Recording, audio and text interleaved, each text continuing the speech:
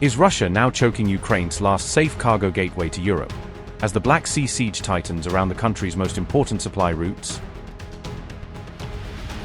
After hammering the ports, is Putin now hunting Ukraine's critical bridges next, turning logistics targets into the new front line?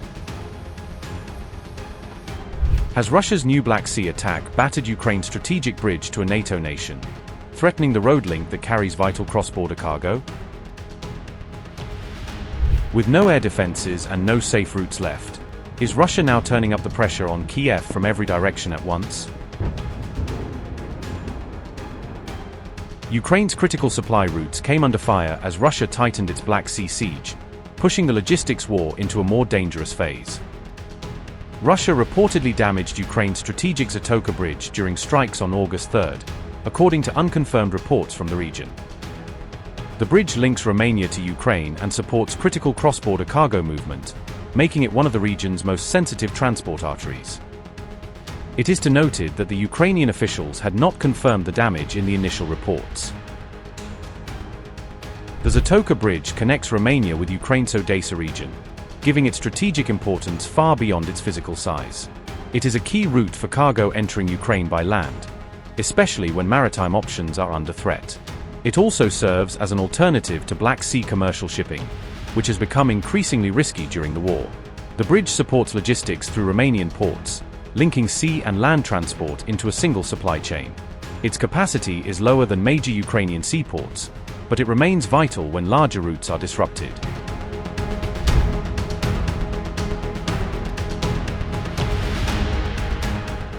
Russia said its strikes targeted Ukrainian military logistics in Odesa and Mykolaiv, extending the pressure beyond the bridge itself. The Russian Defense Ministry said drones hit cargo vessels and ships near Mykolaiv on August 3rd, adding to the wider attack campaign. Russia also claimed it struck ships and a naval drone launch platform on August 2nd, suggesting a sustained effort to disrupt maritime operations. The report came as Zelensky once again urged allies to provide more air defenses, underscoring how the battlefield and the diplomacy are moving together.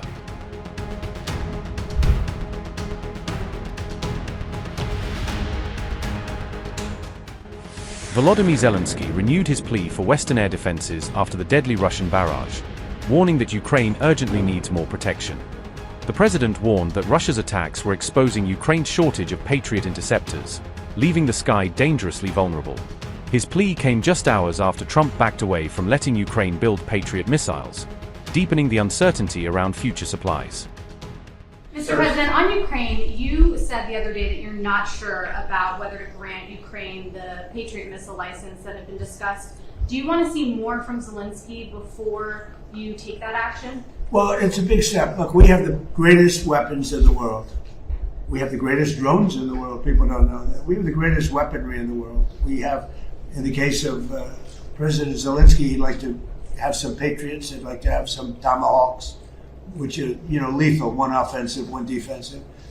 But when you give somebody the right, very complex weapons, by the way. I mean, the Patriot, as an example, the other day you read that 5 missiles were shot.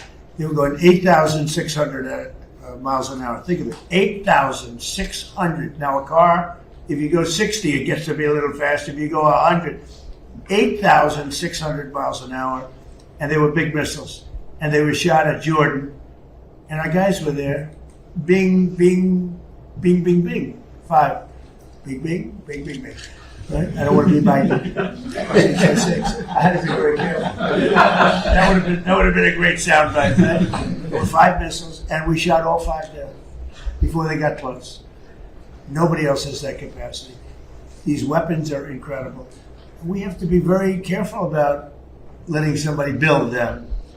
It's very important now. We are building many plants now to make those, and the Tomahawk missile is the most incredible thing. It can go into a doorway. You can put it through a window of a house.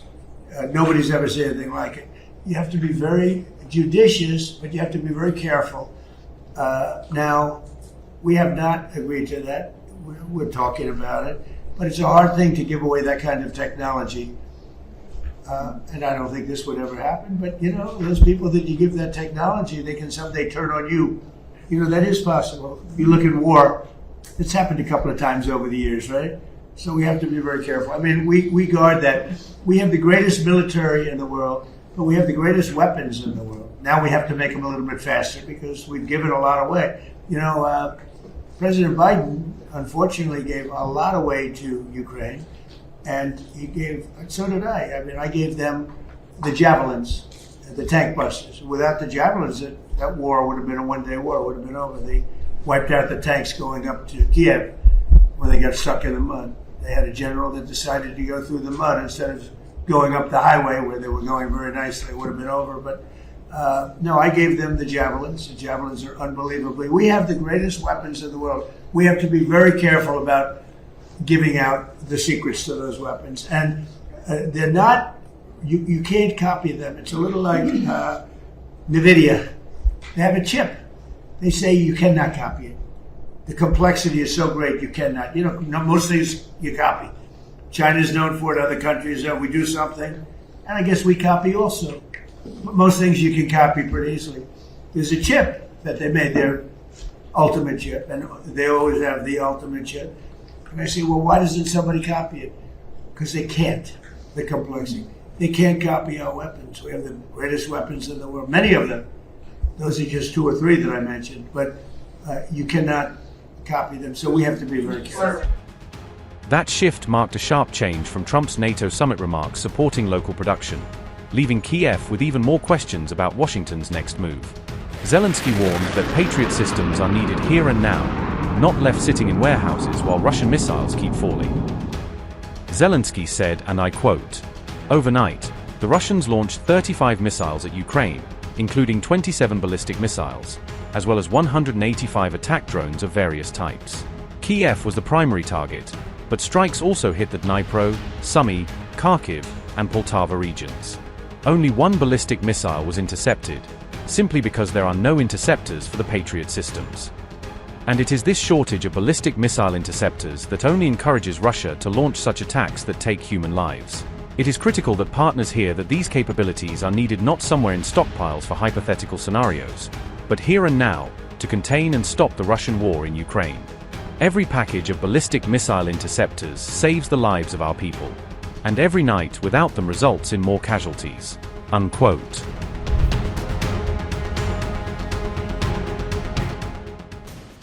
Russia launched a record number of ballistic missiles against Ukraine in July, marking a significant increase in the use of these weapons during the ongoing conflict. Moscow fired around 126 ballistic missiles during the month of July, according to the Oko Gora project, which tracks missile activity and developments related to the war. The reported total included Iskander-M, North Korea's KN-23, and S-300/S-400 missiles used in a ground attack role, with these systems being deployed to strike targets across Ukraine. In June, Russia launched 96 ballistic missiles toward Ukraine. In May, the reported number stood at 86 ballistic missiles. April recorded 50 ballistic missile launches. In March, Russia launched 39 ballistic missiles, marking the lowest reported figure. February saw a sharp increase with 116 ballistic missiles launched. In January, Russia launched 74 ballistic missiles, beginning the year with a substantial level of missile activity. On July 30th, Russia reportedly used a KN-23 missile to strike Ukraine's Dnipropetrovsk region, marking another instance of the use of ballistic missile systems during the ongoing conflict. The strike marked the first reported use of North Korea's KN-23 missile in some time, highlighting continued attention on Russia's use of different ballistic missile platforms. The surge in ballistic missile use comes amid reported shortages of PAC-3 interceptors for Patriot air defense systems, creating additional challenges for Ukraine's ability to counter incoming threats. Ukraine had earlier reported improved success in intercepting ballistic missiles, with its air defenses achieving better results against some missile attacks. By late July, however, Ukraine's reported ballistic missile interception rate had dropped again, suggesting renewed pressure on its air defense network. This comes as Russia continues to test Kiev's ability to defend itself through increasingly frequent missile barrages, placing further strain on Ukraine's defensive capabilities.